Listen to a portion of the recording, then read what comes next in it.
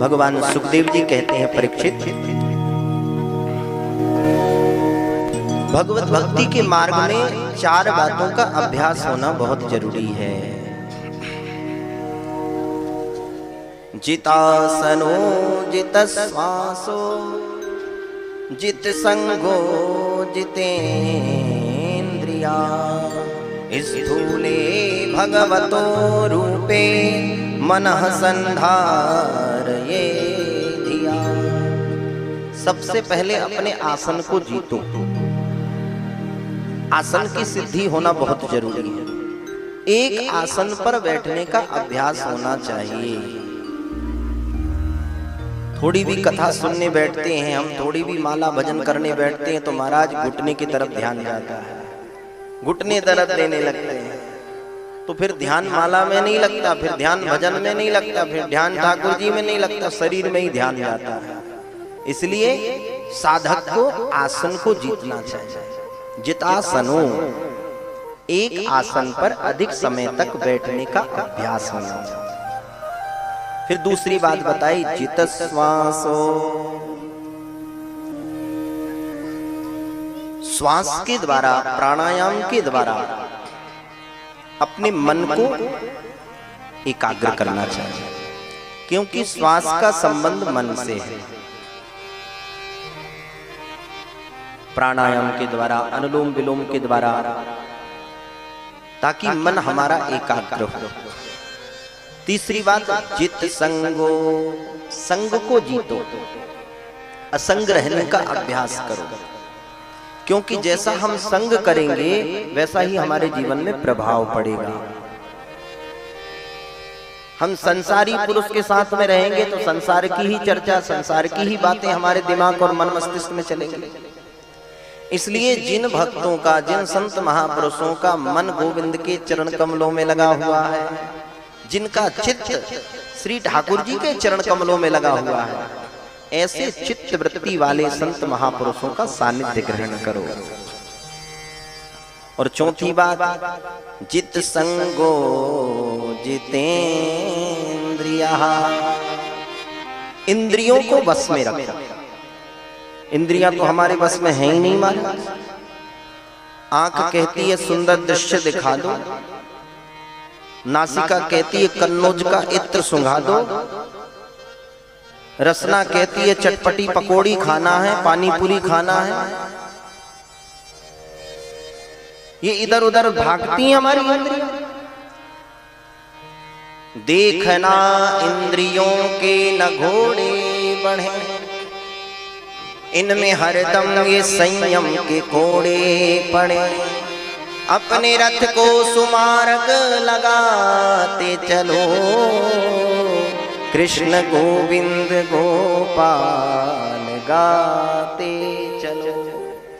आंख जो देखना चाहे वो हम ना देखें, कान जो सुनना चाहे वो हम ना सुने, हम जो देखना चाहे वो आंख देखे, हम जो सुनना चाहे कान वो सुने। इंद्रियों पर संयम होना चाहिए। और सारे जगत में, सारी सृष्टि में उसी परमात्मा का दर्शन करना चाहिए। जितना भी संसार है, विराट संसार, ये परमात्मा का ही बनाया हुआ है। जितनी नदियां बह रही हैं, गंगा, यमुना, सरस्वती, गोदावरी, ये सब भगवान की नाड़ियां हैं। जितने वृक्ष हैं ये सब भगवान के केस हैं, और जितने बड़े बड़े पर्वत श्रृंखलाएं हैं ये भगवान की हड्डियां हैं। तो इस विराट संसार में उसी परमात्मा तत्व का दर्शन करना चाहिए। इस प्रकार से साधक को उपासना करना चाहिए। किस देवता की उपासना से क्या फल की प्राप्ति होती है, यह भी महामुनि सुखदेव जी ने विस्तार पूर्वक बताया। ये शरीर हमें खाने पीने, सोने उठने बैठने के लिए नहीं मिला, ये उपासना के लिए ही मिला है। उपासना का अर्थ होता उप समीपे असनम इति उपासना। उप यानी भगवान के बिल्कुल निकट पहुंच जाना, इसे उपासना कहते हैं।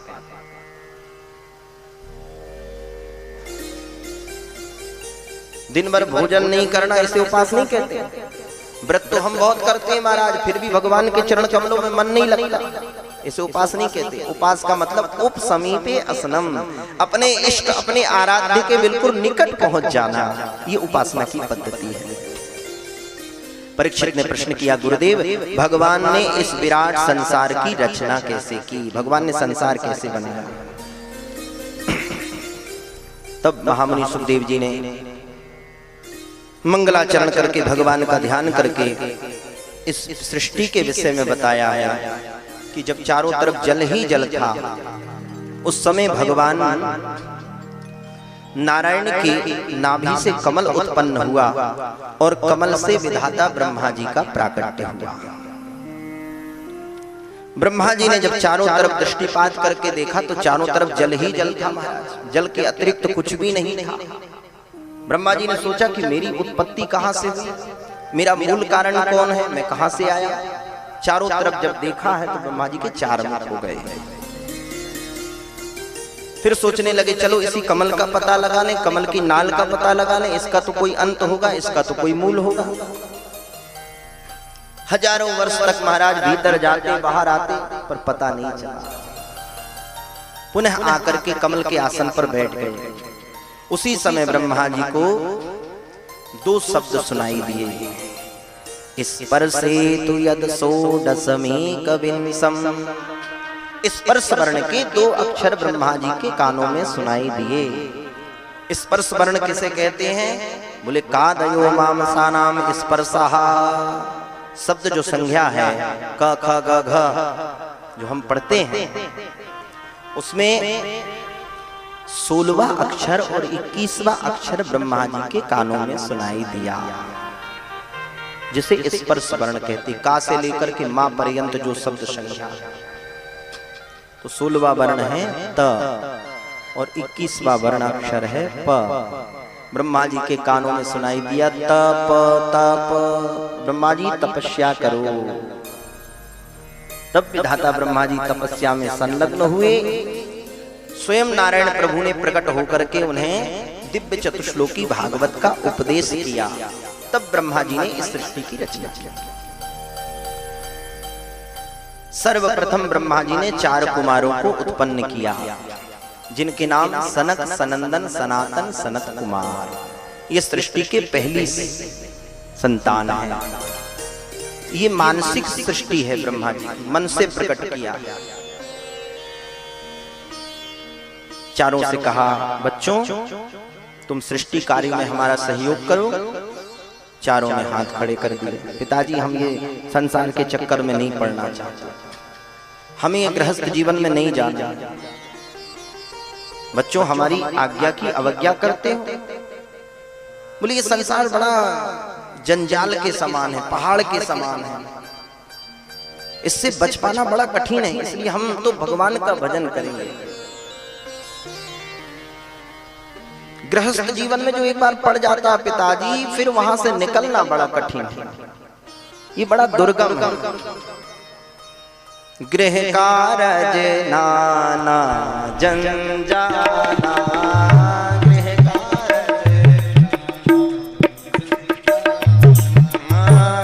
कारज नाना जंजाला,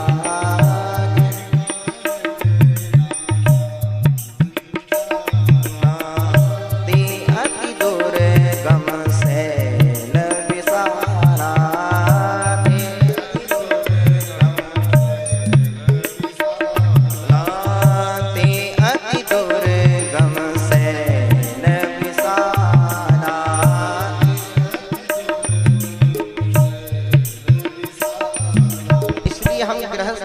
चक्कर में नहीं पड़े। ब्रह्मा जी को क्रोध आ गया कि बच्चे पहली संतान ही हमारी बात नहीं मान रही है। तो क्रोध आते ही ब्रह्मा जी के भ्रकुटी का भेदन हुआ और उससे भगवान रुद्र का प्राकट्य हो गया। बोली शंकर भगवान की जय। ब्रह्मा जी ने कहा आप सृष्टि करो। तब तो क्या था, शिव जी ने सृष्टि करना प्रारंभ कर दिया महाराज। तमाम भूत प्रेत पिशाच प्रकट करना प्रारंभ कर दिया। ब्रह्मा जी बोले बस करो महाराज, तुम तो जाकर के भगवान का भजन करो।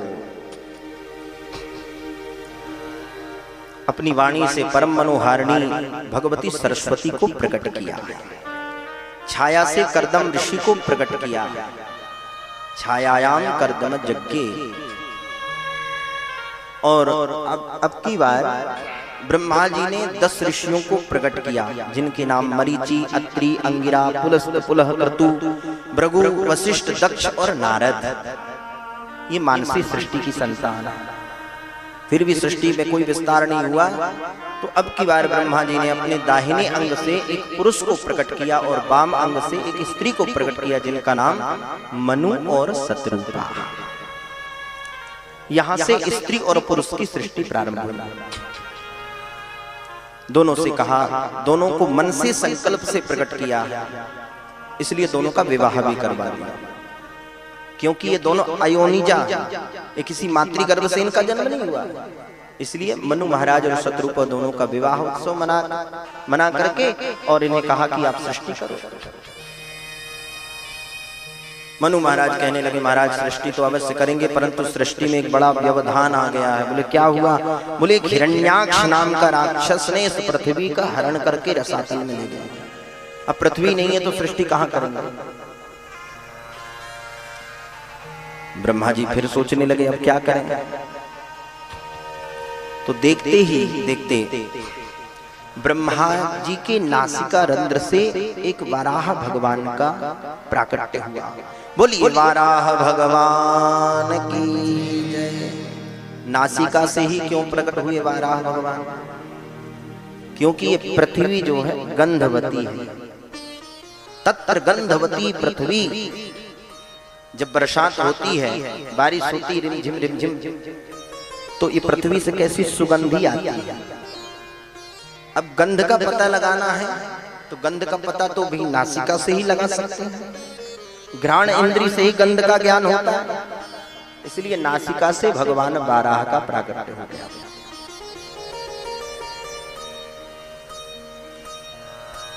विदुर जी और मैत्रेय का ये दिव्य संवाद है।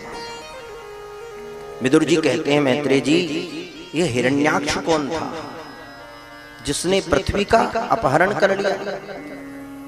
तब मैत्रेय जी कहते हैं, विदुर जी कश्यप ऋषि की पत्नी हैं अदिति और दिति।